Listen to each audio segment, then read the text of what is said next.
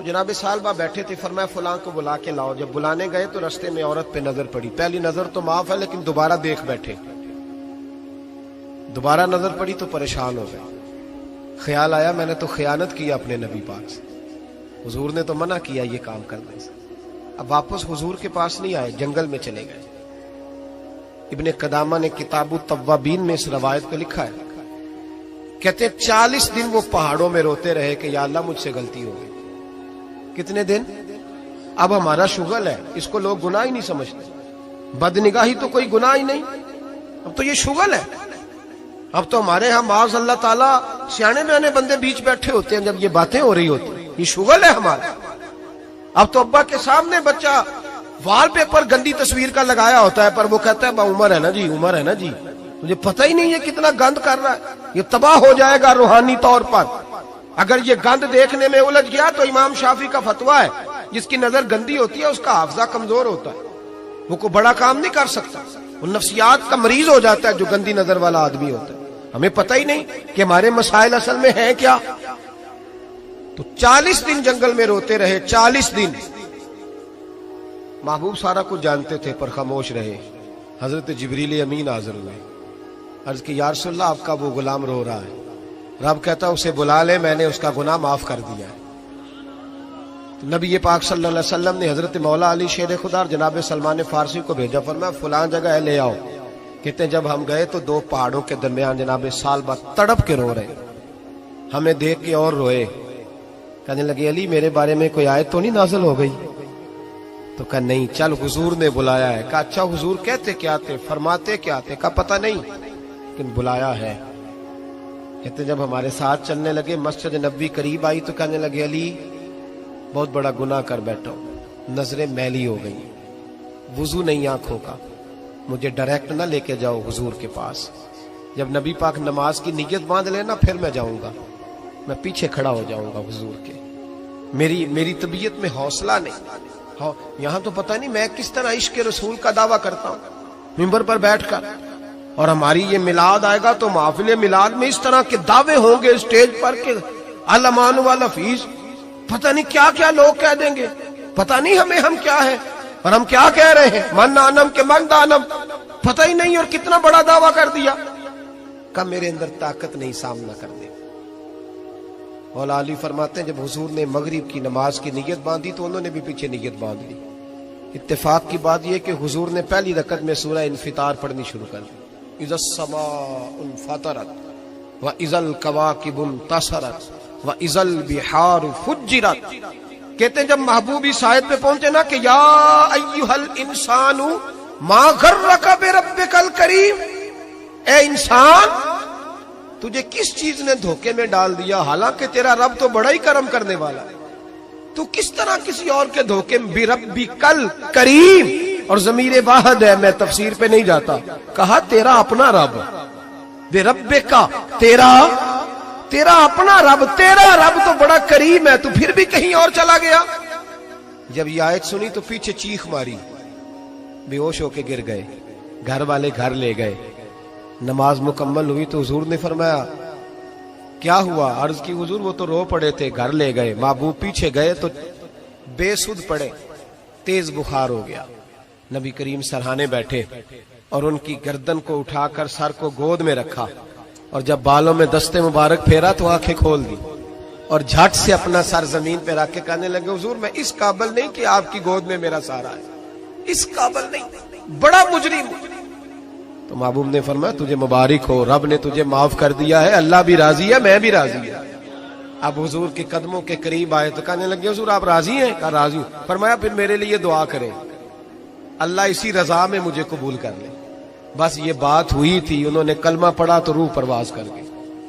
परवाज मेरे भाई एहसास पैदा कर। याद रखें अगर रूहानी जिंदगी सही नहीं ना होगी, याद रख ले किसी का कोई नुकसान नहीं, सारे सुकून से सो जाएंगे, आप नहीं सो पाएंगे।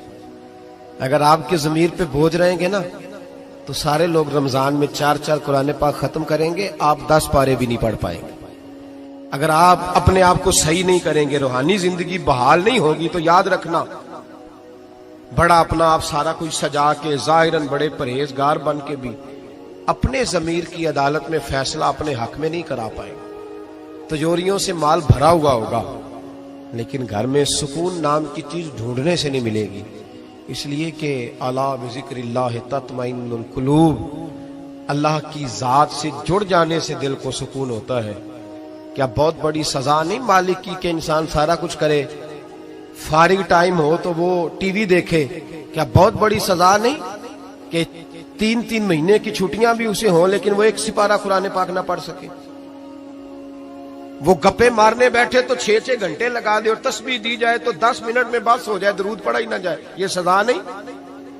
क्या ये कम सजा है कि वो दुनिया दराज पे घूम आए लेकिन मस्जिद में जाए तो उसे कुछ बने? क्या सजा नहीं? अल्लाह से माफी मांगे, मिल के उसके हुजूर इस्तिगफार करें, बातन की जिंदगी आबाद करने की कोशिश करें।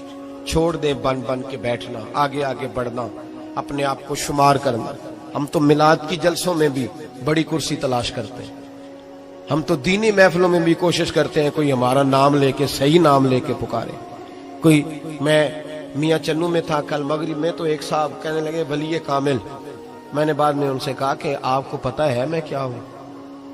इतना बड़ा दावा मेरे हक में आइंदा ना आप करें, और मत समझे कि आप थोड़े अच्छे बुरे जुमले इस्तेमाल करेंगे तो मैं खुश हूंगा। मैं जो हूं ना, मैं उसके अंदर बड़ा मुतमईन हूं, मैं उससे आगे नहीं बढ़ना चाहता। पता सारा है सरदार नू कीतियां दा, पता सारा है सरदार नू कीतियां दा, एदा पर्दा चपाया ही तेरा भला हो सी। वो बू अली सीना से, सुने जी सुने, बू अली सीना से किसी ने कहा था,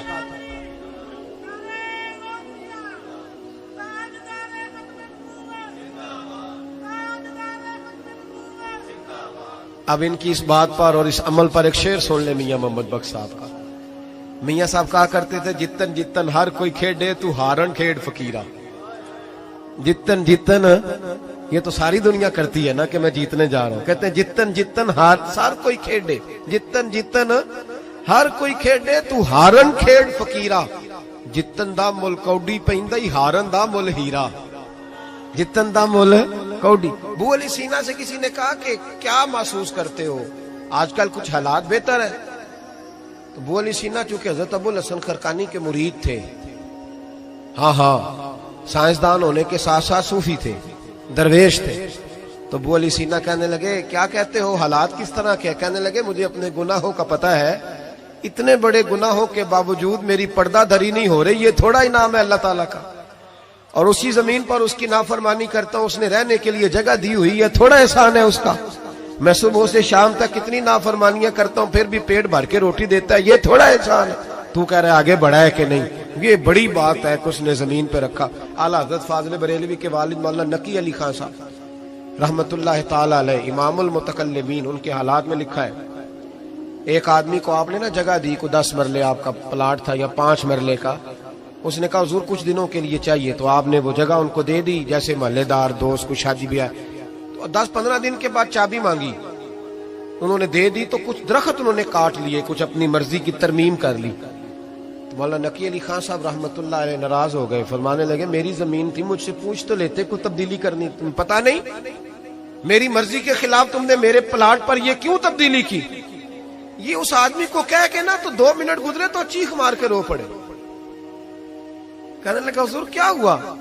फरमाने लगे सोचता हूं मेरी 10 मरले की जमीन पर मैंने तुम्हें अपनी मर्जी नहीं करने दी, और मैं रोज अल्लाह की जमीन पर अपनी मर्जी करता हूं, रोज रब की ये ख्याल आ गया। माने लगे जाओ भाई जाओ, मुझसे गलती हो गई, जाओ। ये सोच जब पैदा होती है फिर बंदा रोज निखरता है, फिर रोज वो गुस्ल करता है बातन का, फिर रोज हर जगह से उसे नया से नया सबक मिलता है। बड़ा बंदा वो नहीं होता जो 20-30 कारें लेकर चलता है, बड़ा वो होता है जो किसी और को बड़ा समझता है, जो अपने आप को छोटा समझता है। मेरे नबी पाक फरमाते हैं अल्लाह उसे बड़ाइयां अता फरमा दे।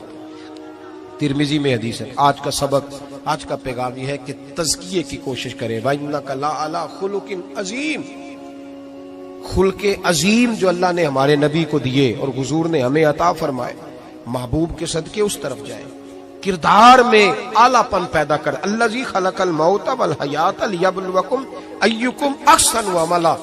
अल्लाह फरमाते हैं कि मैंने मौत और हयात इसलिए पैदा की है कि तुम्हारे अमल की क्वालिटी चेक की जाए। इंडस्ट्री में जब माल बनता है ना तो उसकी क्वालिटी चेक की जाती है, ये आम है, ये खाम है, ये वीआईपी है, ये वीवीआईपी है। फरमाया अल्लज़ी खलक़ल मौत वल हयात लियब्लुवकुम अय्युकुम अहसनु अमला। मौत और हयात क्वालिटी देखने के लिए पैदा की है कि तुम में ahsan अमल कौन करता है, अच्छा अमल देखें किसका है। बाकी अपने आप को बनाने संवारने से थोड़ा थोड़ा बचें, एक कदम थोड़ा पीछे हटें अपनी जात के लिए, तो इंशाअल्लाह रूहानियत के लिए 11 कदम आपके आगे जाएंगे। दुआ करता हूं जो कुछ मैंने कहा अल्लाह उसे कबूल फरमाए, और जहां हम भूल गए मालिक हमसे दरगुजर फरमाए। आमीन। हमेशा मिदहत खैरुल अनाम में गुजरे, दुआ है ये उम्र दरूद व सलाम में गुजरे। आखिर